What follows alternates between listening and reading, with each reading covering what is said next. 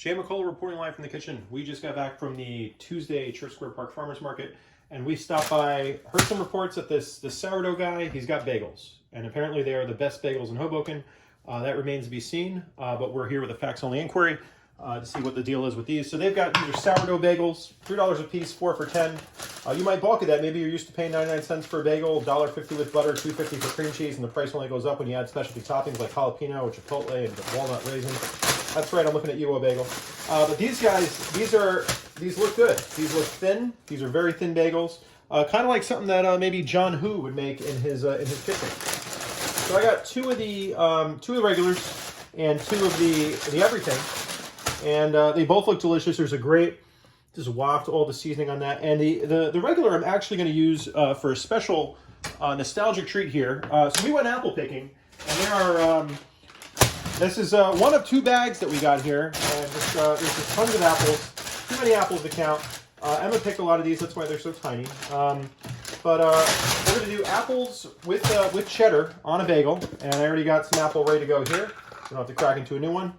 Just cut into this morning from his lunch. So we're going to do, we're going to slice this guy up here, and try not to cut my hand. And we're going to go open face sandwich here. Just lay down some apple, put some cheddar on top. We've got the Trader Joe's unexpected cheddar still ready to go. And we're going to pop that into the broiler oven. We also got some other treats here from the Lentil Co. This guy figured out how to sell a jar of lentils for $10. I'm trying this out. It's got some spices into it. I'm sure I could recreate this at home, but wanted to support a local business that I hadn't seen here. This is the Sunny Tour Mixed, pre-seasoned, ready to cook.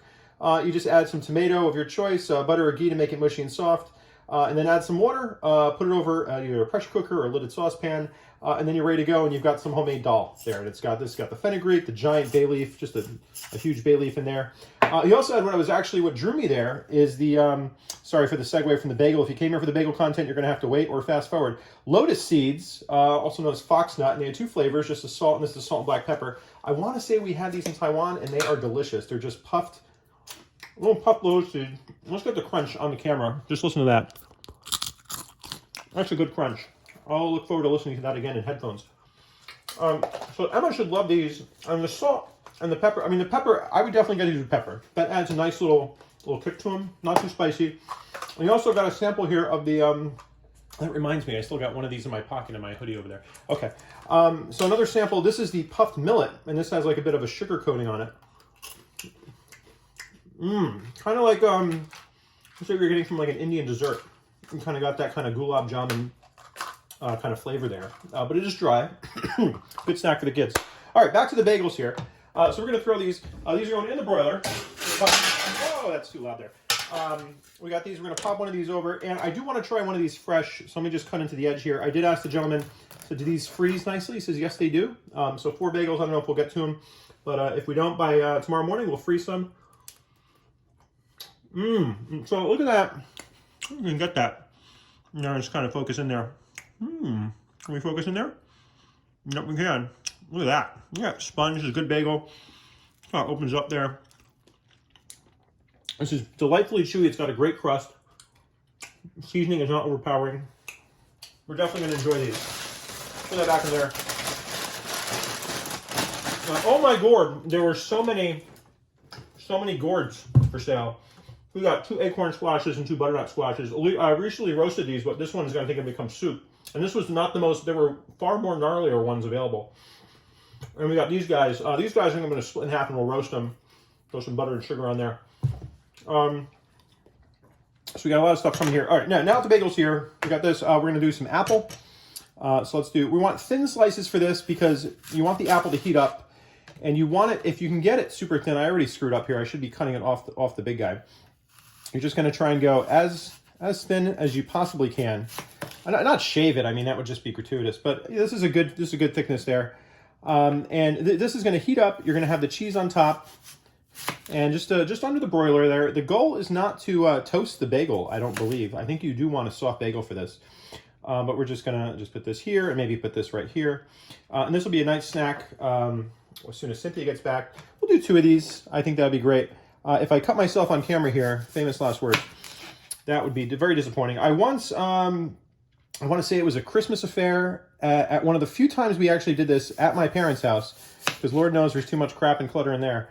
to host family affairs. But there was one very long ago, and I was cutting bread for the first time. It was a ring loaf, and I just sliced my finger. That was my Christmas gift, and never did that again. So watch out if you're cutting. It was basically like a giant bagel, but about this big, and I, for some reason, put my hand in the middle, and then that was just nobody taught me knife safety as a child. I had to figure that out for myself, and I'm still learning. 30 years later. Okay, so we've got this here. This is ready to go. Maybe let me tuck in. You do want good coverage on there.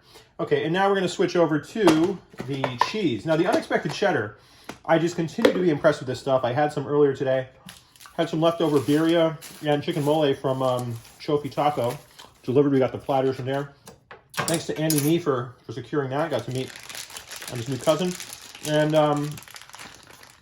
had some of just put some cheese on top of that. And then I was just snacking on this. This is... it continues to impress me. This the unexpected cheddar. It is my taste buds continually are unexpected of the flavor modules, granulars, whatever you want to call them. It just continues to delight the senses. So kudos to Trader Joe's. I don't know where you're getting this from, but they're knocking this one out of the park. Now we're gonna do. That's about enough. I don't want to go gratuitous here. I do want the cheese to have a nice little a melt to it, and you some coverage over you basically just want to cover all the apple. You're not looking to drown these guys. Now there are some places, I think I've had this at restaurants or delis, they do apples with on a bagel with cheddar, and that's just good. You don't want to use American cheese though. I think you want cheddar, you want the bite of a little bit of a cheddar on here. Other cheeses, maybe, I don't know, like I wouldn't do blue. Maybe like a goat would be strange. So I don't know what else would work other than cheddar. And here I'm just stalling for commentary here. I really don't have anything to say while I'm cutting. I just really want to eat a piece of this cheese. What's stopping me? Nothing is stopping me. I'm going to do this right now, do it live. Oh, just good cheddar. And this is not... I respect that they come in like small portions. If they sold this in a giant 1-pound block or bigger, like the stuff you get at Costco, the big Dubliner thing, you go right through it. So this, like, you're actually just going to have to go back and buy more of it. And this actually keeps, I want to say, the best by April 2nd, 2024. So if you're stocking up here, if you're concerned the Trader Joe's is going to take this off the market, as they sometimes do, they get rid of the ube comes and goes, and then you find the ube stuff on eBay for God knows how much. So maybe that's the unexpected cheddar could be an investment into next year if you're looking to curb inflation. You're running out of those I-bond investments, and Jerome Powell's not going to let you get 9% anymore. Just buy into some unexpected cheddar, and we're going to take this around here, right over to this. We got this ready to go, and I think here we're going to do. Let's go over to the broiler mode. We're already on broil from that sandwich earlier, so we're going to kick it up there. And broil is going to be fine, and we'll be back. We'll do another one of those food TV things back after a moment's break. Bye-bye. All right, here we are. These guys are done. Popping them out here. They are hot. Look at that. We got a little bit of broil on there. Just slide this right over here. Now, it occurred to me as I was reviewing the footage, we were out of focus thanks to that sourdough zoom-in shot. So I'm just going to make sure that that is no longer the problem. Fix this guy. It was funny watching it in slow motion. This guy just kept going down, down, down, and then it's basically just cracked. So we're here. All right, these guys are ready to go. I'm going to cut into them, and we're gonna. I think we'll do this guy up here. It looks a little better. I did have it. This apple is probably a little bit too thick. If I can get that on camera, and I probably should have gone a little smoother on there. This is a little bit too thick from the side there, if you can see. But this one is really did a good job on this one. So with this over here, Cindy should be home momentarily, so we'll just throw hers back in the broiler oven to keep warm, and let's cut right into this here. And is this? Can I do 2 knives? No. I'm just gonna hold it here. How hot is this? Is this pretty hot? Okay, we're gonna go straight down the middle here. Okay, that is good. This bagel is now nice and warm. But again, the bagel, I didn't want to toast this bagel. It had such a good freshness to it. And I was reviewing my my email receipts from using Apple Pay. This is apparently the fungi and greens guy. Great source of if you want to get interesting mushrooms in Hoboken. So I guess sourdough kind of it's still I guess it's sourdough a fungus or it's a yeast. I don't know. It's something. It's definitely not a meat. We'll give it that. It's probably a vegan-friendly bagel here. Well, not with the cheese on it, you understand. But the great source of mushrooms there, the lion's mane. I had that at a veggie buffet in Taiwan before, and cooked. You can basically cook lion's mane like a steak. I don't know. They did some magic there at the Fruitful Food Buffet in the Dian district. It was Diane. Okay, so we're gonna slice this up. This looks delicious. I would like to give some of this to Emma. I don't think it's gonna make it by the time she's back home from preschool. We'll be completely done with these. But just the aroma on here. Oh, the cheese just. Oh, again, the unexpected cheddar just opens up once you melt it. Apple is nice and warm now. If you've got too many apples from apple picking, just bust up some bagels and some cheese. Go through in no time. That is delicious. That's a delicious afternoon snack here. It really takes me back. And again, the bagel is just the bagel's doing work here. These bagels are just fantastic. The great char. They got like those little I don't know even what you call it. I'm not familiar with all the bagel terminology, but they've got some of those nice little blisters on the outside.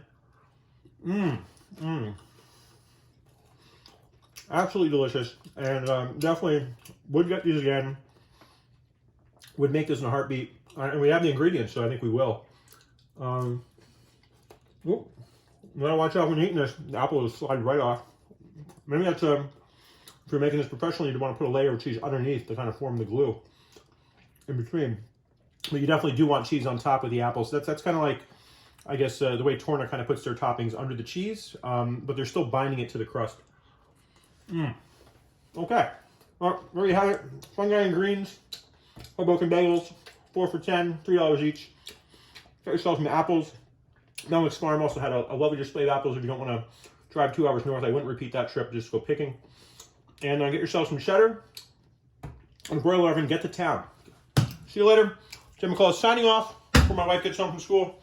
It is Tuesday afternoon. Be well. Farmers Market still open for another few hours. Got some all top. Bye-bye.